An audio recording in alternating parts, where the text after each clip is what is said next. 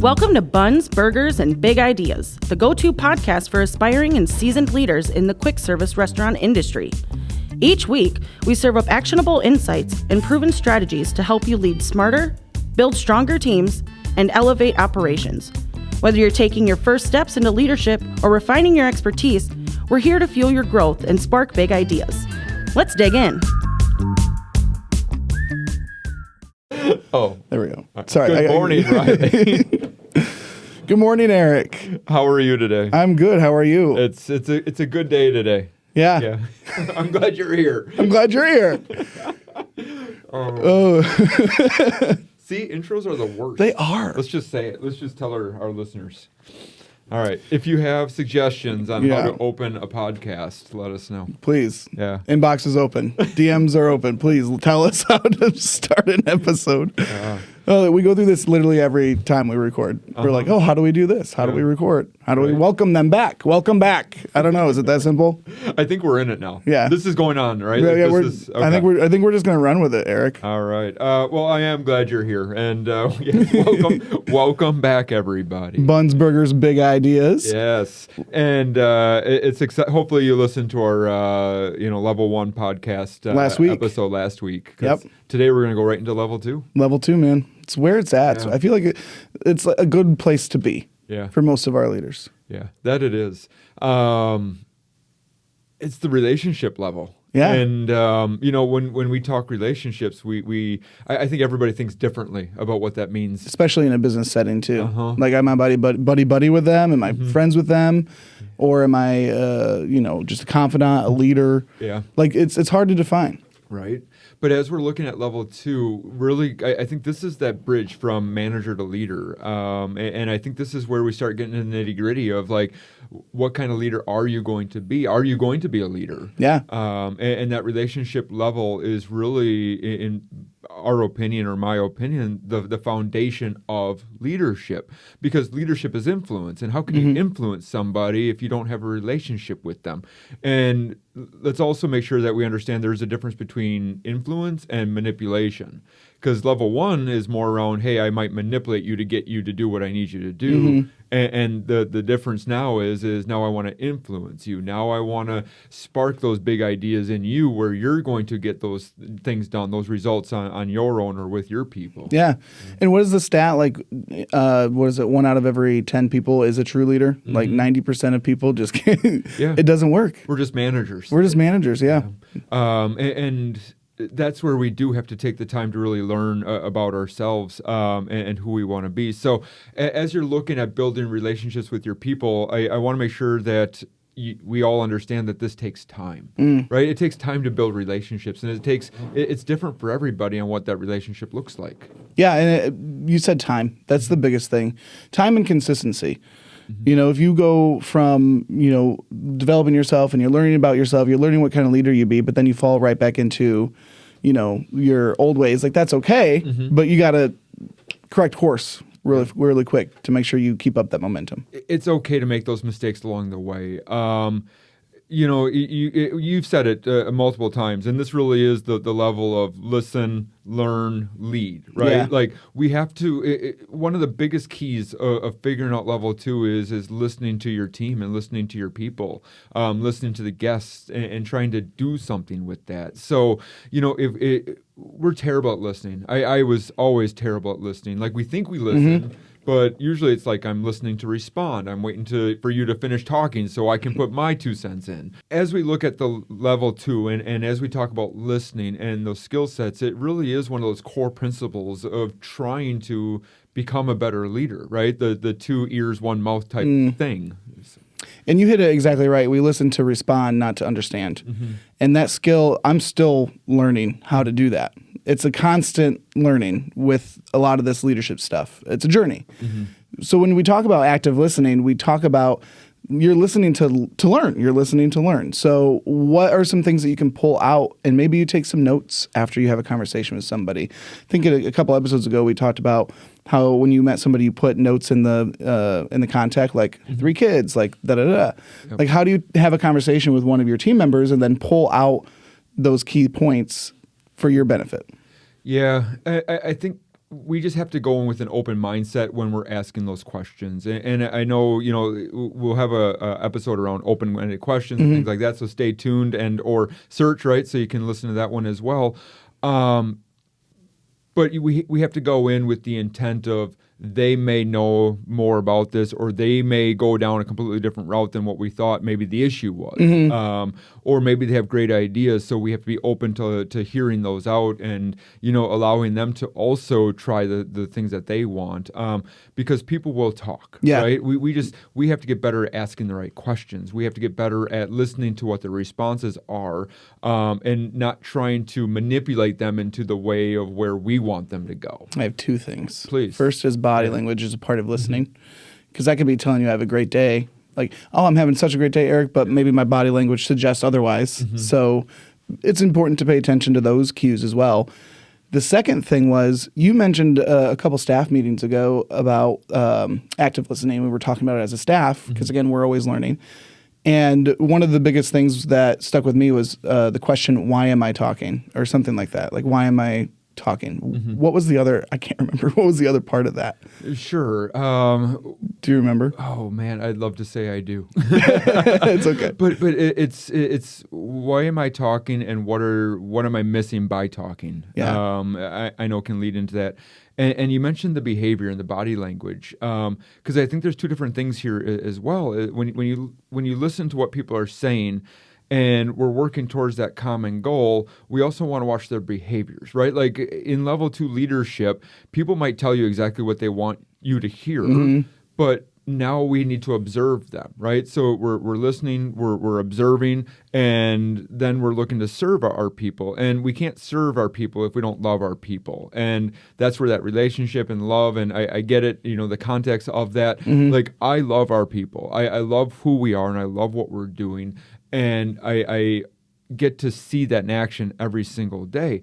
We're literally in the middle of adding some restaurants to our team, and with that comes a bigger challenge. Now all of a sudden, we have around 200 more people that are joining our team, and we have to make sure that we're listening to their needs, regardless of their past experience. They're looking at us and saying, "Okay, how are we going to be treated? What are they going to do? What is this organization going to expect out of us?" And we have to be able to hear them out and provide them the tools and resources. But we may be able to assume what they need, but once we're in there with them and they say, and it might be, well, this is happening, or we have call-offs, or we have, a lack of applications, or we have, like, whatever that is, we also have to find the root cause as the leader, because they're telling us maybe what they think is the issue. Yeah, exactly. But now as that leader, we're going to listen, and we're going to then look to act on those things. So sometimes we just listen without action, and that can become an issue as well, especially as you're building a relationship. Because, and I've heard it from other, general managers or shift managers before. Hey, Eric, that all sounds great, but you got to show me. Yeah, like we have to show them as leaders that we're going to commit to the things that we're committing to, and we have to follow through on those. It's action. Yeah. It's action. But what is the, oh shoot, there's a saying, it's going to fly right out of my brain. Actions speak louder than words. Yeah. I mean, you can be the greatest people person, you can be relationship oriented, but if I continually tell you I'm going to do something and then I don't, or maybe I do something different, you're going to think probably less of me because I'm going against what I said. Yeah. And that's a great way to ruin those relationships, because let's face it, the relationship process, like I said, is going to take time, and it's a very fragile thing. People will remember, especially as a leader. I've had people come up to me, "Hey, Eric, years ago you said this," right? And sometimes we don't remember those things, but our people will. And if we make promises, we have to do everything we can to follow through on those promises. And I'm going to tell you, I'm not perfect. I've forgotten things. I've lost things in the shuffle. Staying organized is sometimes a challenge, right? Like time management and staying organized. But as soon as you're committing, you're committing to helping your team be successful in whatever that way that is, you got to find ways to follow through, and you got to find ways to help them and feel supported as well. I don't know if you remember this saying, but Ray Kroc once said, "We value you, your growth, and your contributions." Right, and when he says we value you, your growth, and your contributions, to me, that's a lot around level 2 leadership, right? Like, I value you, so I'm going to be honest with you. I value your growth, so I'm going to invest my time in you. We value your contributions, so we want to share in that success that you have, good, bad, or indifferent. We value all of those things. That's really great. I like that. That reminds me of one of your staple things. People don't care how much you know until they know how much you care. Yep. And so I feel like Ray Kroc is also saying, like, hey, we value you, your growth, we invest in you, and your contributions to the collective success of the company. Yeah. And I would definitely agree with that. And I think level 2 is about showing you care, so they do care about how much you know. Yeah. And that they can follow you. And level 2 is all about turning the me into we. Right? Like, we have to go from me, I want, to we want. And I'm going to tell you, that's probably one of the hardest transitions to have. Manager mindset is the me. We is, leader. Yeah. And that, I mean, we all feel that way. We're all humans, right? Innately, like, we want, it's us, right? And depending on your past experiences, you might also feel like, I have to take care of me first. And that's absolutely true, but that's level 1. You got to keep moving and keep working on that to get to the we. Yeah. So, building relationships, it's going to take, especially depending on who you are, right, and what you've grown up with and what you're accustomed to from either past leadership, your current leadership, or even just the way you've grown into our system or within the restaurants. But there is a world of difference. There's just a world of difference between level 1 and level 2. And keep in mind that you have something in common with everybody. I know we've talked about this. I know you've talked about this a lot, finding that common ground with somebody. Ultimately, you as a leader will start seeing things before your team sees things. And as you're building these relationships, we need to keep in mind that we might be 5 steps ahead of other people. And by being 5 steps ahead, you get frustrated with your team. You may expect more out of them, and they're not there yet. Like, you've already started the race, and then maybe they're still at the starting line. So how do we keep those things in mind too as we're building these relationships? Because, for me, like, I'm looking, and it's really weird to think, but like 6 months from now, a year from now, like 2 years from now, like, we're working on trailing 12-month turnover, right, to reduce that. But that, to me, is more like a 2 to 3 year project. And I can see it, though. Like, I see already the steps that we're going to need to take. Yeah. I can see the steps that we're going to need to take in order to get to those results. However, I also have to realize that our team is still at the starting line, or maybe they've only, got right out of the gate at this point. So we have to be able to have the right conversations with the people at the right time. And we just can't get ahead of ourselves, because that's just going to frustrate everybody. Yeah, because now you're asking for things that they don't even maybe know you wanted, because you're so far ahead of them. Yeah. Yeah, absolutely. And I think level 2, you have to, leaders in general think ahead. To your point, they're thinking steps ahead, and that's good for planning purposes, strategy, all that good stuff. But you have to take that, you have to still realize where your team is in that race, and you can't antagonize them for being where they are. Yeah. Because if you start antagonizing them, like I just said, if you're asking for this, but they don't know that you want that yet, that's going to chip away at that relationship. So you can't influence people that you constantly antagonize. Yeah. I think to level 2 leadership, we have to start becoming comfortable with feedback from others, and we have to start asking for feedback. That's how you learn. Yeah, and this is those performance, reviews, 360 evaluations. Like, we need to go to people and start asking how we can be better. How can we better support people? Because I think part of this conversation, Riley, is like, how do we know if we're even trying to be in level 2, or if we are in level 2? So as far as like your thinking on that, how would you ask for feedback? How do you take that and run with it? How do you get to really build that relationship where you're in people's hearts rather than just in their... It's a great question. Yeah. I love the 360 just because it allows people to We do them anonymously, or they can put their name. So like that's just a great way to get mass feedback, right, from your team, and be able to dissect that without having to maybe face them, So a scapegoat maybe, but still valuable. But no, that's a really great question. I like to ask people like directors or other people that I work with, and just be like, hey, just a quick conversation. Like, how did this work out? Like, did I support you? Did you like feel supported by whatever I was doing? Just general feedback. Like, hey, how did I do? Or do you have any feedback? Like, do you see anything that you maybe saw that I should know? Mm-hmm. And sometimes people are really scared to give feedback. Scared to give, yeah. So I think that's a whole nother can of worms there.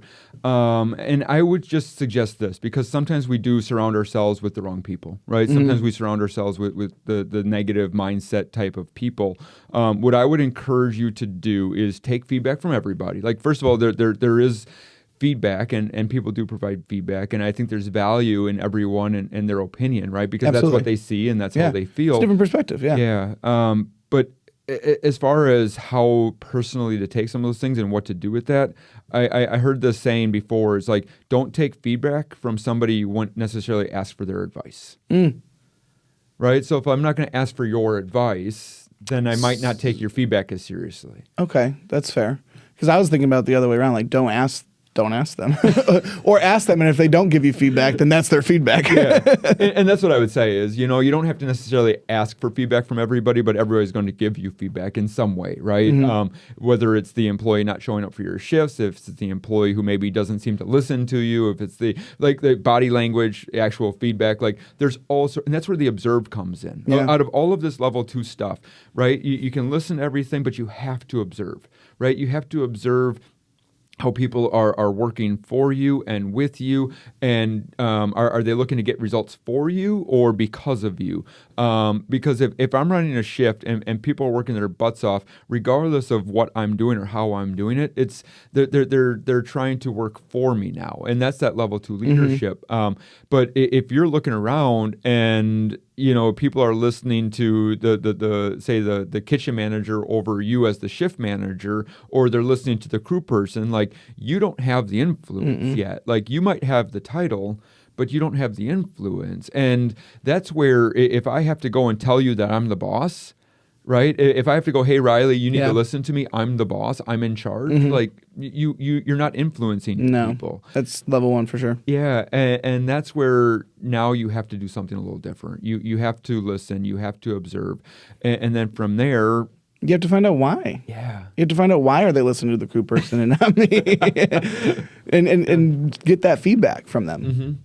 And invest in yourself, right? Like, find the tools, find the resources to invest in yourself and your growth, especially in the level 2, because you still are looking to build that foundation. As you transition from level 1 to level 2, you're still learning who you are as a leader. So don't take that for granted. Take the feedback, good, bad, and different. People, hopefully they're telling you what you need to hear, not just what you want to hear. Yeah. And that's the people that I like to surround myself with. Like, be honest with me, right? And as we've kind of gone through this level 2, level 3 thing, I think just even as an organization with the production phase, like the feedback that we get, people are very open. And what that wasn't always the case, though. No, and now that people are open, it's easier. And because I know that they're not necessarily attacking me personally, right? Like, they might be saying things about me, but once again, I think we need to listen to all feedback. If it's somebody who I know is just maybe mad at the world, like, don't worry about that. Like, listen to it, but don't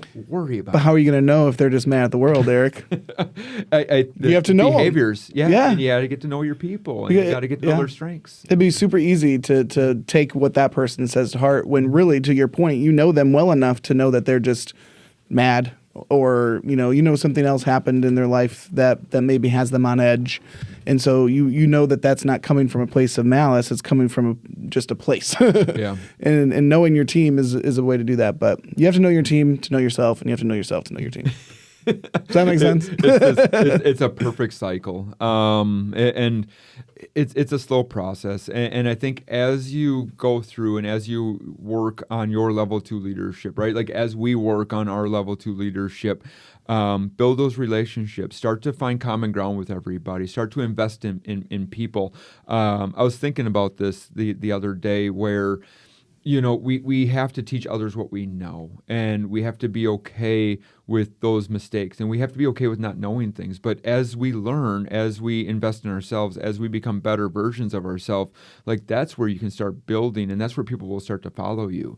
But yeah, if I'm just bossy and I don't show you that I care, you'll never listen to me regardless of what I do. So, there's a saying from walk slowly through the crowd. Right? Like take your time and listen to your people, observe your people, and work with your people. And you have to value your people. So I just love what Ray Kroc said around the we value you, your growth, and your contributions. And I think over the past few years, I've had to get back to that because for a long time then, we've talked about this, it was results-based, hey, I need everyone to do their job type stuff. Yep. And it's easier and it's better, and life is much just easier when you start to build this level 2 relationship. Yeah, absolutely.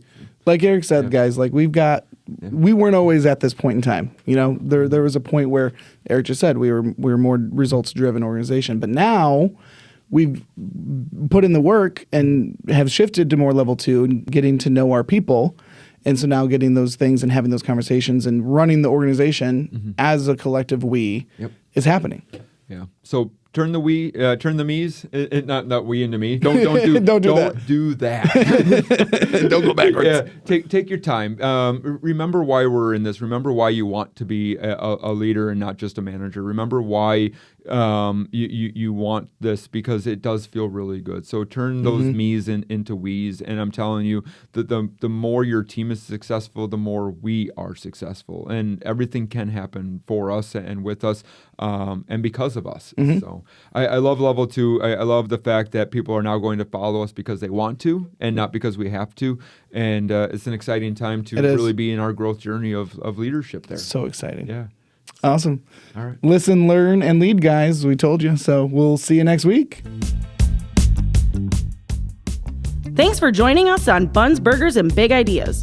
We hope today's episode inspired fresh ideas for your leadership journey.